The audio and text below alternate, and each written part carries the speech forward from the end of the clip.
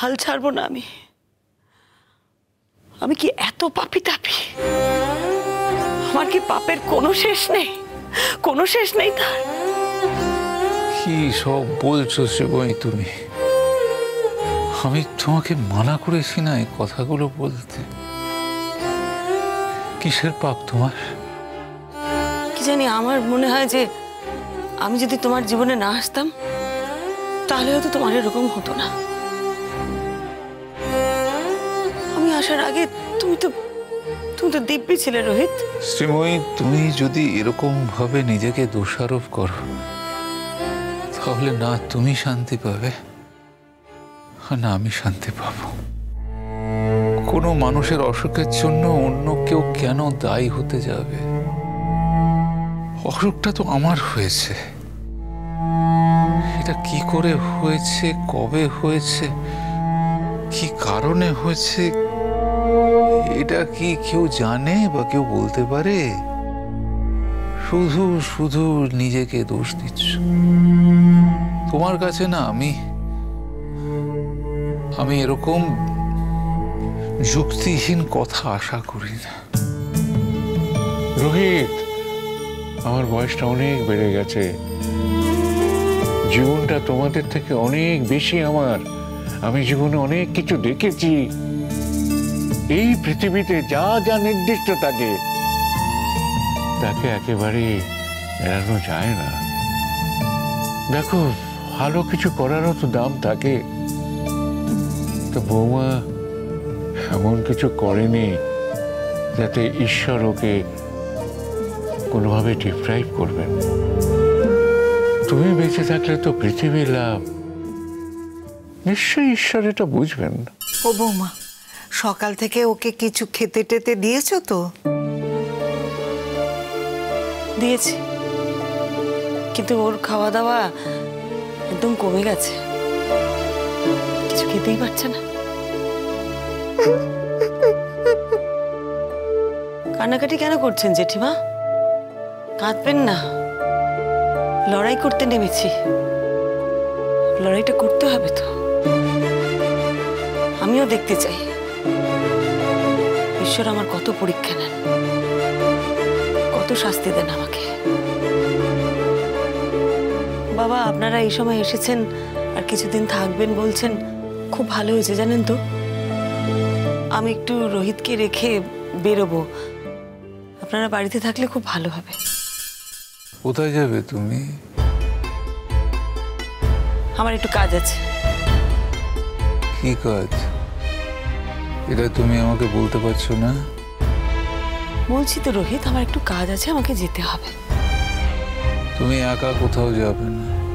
আমি একা যাচ্ছি না, মিঠুদি যাবে আমার সাথে। কোথায়? মন্দিরে। মন্দিরে? হ্যাঁ, আমি একটু মন্দিরে আজকে পুজো দিতে যাব। আমার কিন্তু রাত হবে ফিরতে। তুমি এরকম ছেলে মানুষই করো না শ্রীময়ী। শোনো রোহিত, তোমার কাছে যেটা ছেলে মানুষই না, সেটা আমার কাছে জীবন মরণ লড়াই। তুমি দয়া করে এই ব্যাপারে কিচ্ছু বলো না প্লিজ।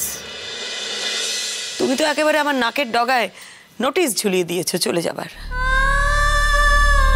কিন্তু সেই নোটিশটা আমি মানতে পারছি কি পারছি না সেটা তো আমার ব্যাপার, তাই না? তুমি চলে গেলে আমি কি করে থাকবো সেটা কিন্তু তুমি একবারে ভেবে দেখোনি।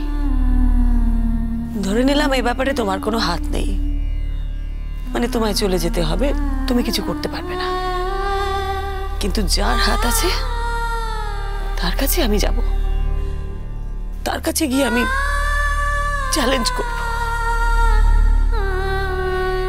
আমি তাকে গিয়ে জিজ্ঞেস করব, কেন কেন তিনি আমাকে এরকম কষ্ট দিচ্ছেন। আমি ধর্ণা দেব গিয়ে, আমি বলবো যে করে হোক আমার স্বামীকে ফিরিয়ে দিতেই হবে, নইলে আমি যাব না এখান থেকে। কি করেছি বলো তো? কি আমার অপরাধ? কেন আমি আমার স্বামীকে রাখতে পারবো না? কেন কেন আমার স্বামীকে ছেড়ে দিতে হবে? কেন বলো? সব পথ কেন বন্ধ হয়ে যাচ্ছে? আমি কি কিছুতেই এটা হতে দেব না। আমি এটা হতে দিতে পারি না রোহিত। তুমি যদি এরকম এলোমেলো হয়ে যাও তাহলে তোমার উপর নির্ভরশীল এতজন লোক, তাদের কি হবে? তাদের কথা একবার ভাবো। তোমার যেমন করে যুদ্ধ করতে ইচ্ছে করে তেমন করে তুমি যুদ্ধ চালিয়ে যাও মা। যুদ্ধের সাথে আমরা তোমাকে সাজিয়ে দেবো। যাও, ঈশ্বরের সাথে লড়াই করে তুমি রোহিতকে ফিরিয়ে আনো, আমাদের কোনো আপত্তি নেই। রোহিত, ওকে তুমি বাধা দিও না বাবা। ওরও তো লড়াই করার শক্তি চাই। ও যাতে দুর্বল না হয়ে পড়ে তোমারও তো দেখা উচিত। সমস্যায় মন্দিরে গিয়ে কি হবে? যার যেটা বিশ্বাস, ওর যদি মনে হয় মন্দিরে গিয়ে ধর্ণা দিয়ে তোমাকে ফিরিয়ে আনতে পারবে, সেটা তুমি বাধা দিও না রোহিত, বাধা দিও না। আজকে অমাবস্যা, ভালো দিন। যাও মা, যাও, তুমি পুজো দিয়ে এসো, বরঞ্চ মিঠুকে সঙ্গে নিয়ে যাও। আমি এদিকে সব সামলে নেবো, সব সামলে। আমি নিজেও এই কথাটা তোমাকে বলবো ভেবেছিলাম। চাঁদ বাবা, এই বুড়ো বয়সে নানা ঘাট ঘুরে ঘুরে তোর কাছে এসে নোঙর বেঁধেছি, তুই আমায় ছেড়ে চলে যাবি বাবা? জেঠি, আমি কোথায় যাচ্ছি? আমি কি পুরোপুরি যাচ্ছি? আমার একটা অংশ তো এই পৃথিবীতে থাকছে। সেই অংশটা হলো শ্রীময়ী। আমরা তো আলাদা নই, আমরা একই সত্তার দুটি অংশ। আমি চলে গেলে কি হবে? শ্রীময়ী তো থাকবে, আর শ্রীময়ীর মধ্যে আমি থাকবো। দেখো জেঠিমা, আমি ছোটবেলা থেকে না শত বাধা, শত দুঃখ সত্ত্বেও খুব হাসি খুশি থাকতে পছন্দ করি, আনন্দে থাকতে পছন্দ করি। সারাটা জীবন আমি তাই করেছি, আনন্দে থেকেছি, মানুষকে আনন্দে রাখার চেষ্টা করেছি। সবার হাসি মুখ দেখা ওটা আমার একমাত্র উদ্দেশ্য। আমি যা করেছি মানুষ যাতে আনন্দে থাকতে পারে, হেসে খেলে থাকতে পারে, সেটা ভেবেই করেছি। আমার যাবার সময় তোমরা যদি এরকম দুঃখ করো, এরকম কষ্ট পাও, তাহলে তো আমি হাসি মুখে যেতে পারবো না জেঠি। আমার যেতে খুব কষ্ট হবে। তোমরা সেটা বুঝতে পারো না। শুনছেন তো জেঠিমা, আপনার চাঁদ বাবা কি বলছে? সবার হাসি মুখ দেখে যেতে চায় ও তো চলে যাবে, মুক্তি পেয়ে যাবে। আমি কি করব? আমি এখানে পড়ে থাকবো, এখানে পচে মরবো? সবার হাসি মুখ দেখতে চাও তুমি, তাই না? হ্যাঁ, তুমি ড্যাং ড্যাং করে চলে যাবে, আর আমি তোমার, মানে আমি শুধু না, আমরা সবাই তোমার যাওয়াটাকে সেলিব্রেট করব। সেই জন্য আমরা হাসবো, তাই তো রোহিত? জেঠিমা হাসুন, আপনার চাঁদ বাবা হাসতে বলছে। এই তো দেখো, আমি হাসছি, তুমি চলে যাবে বলে আমি হাসছি, দেখো। শান্ত হও বাবা, শান্ত হও। সমস্যায় আপনার বৌমাকে সামলান, দেখুন কিরকম করছে। আরে আমি কি চলে গেছি? আমি তো আছি এখানে, আরো কয়েকটা দিন আছি। কিন্তু একটা কথা তোমায় বলে দিলাম, আমি যে কদিন থাকবো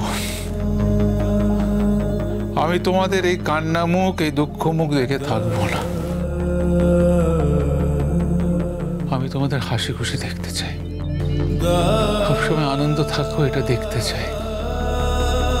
তাহলে কিন্তু আমি খুব কষ্ট পাবো। যতদিন বেঁচে থাকবো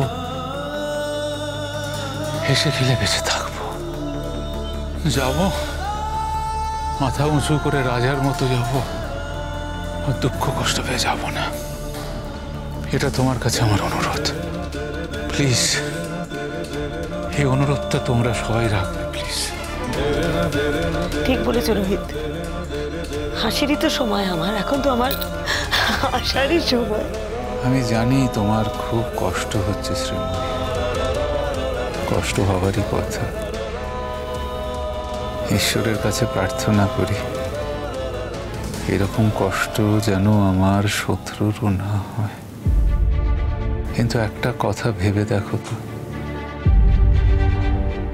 কি ছিল আমার?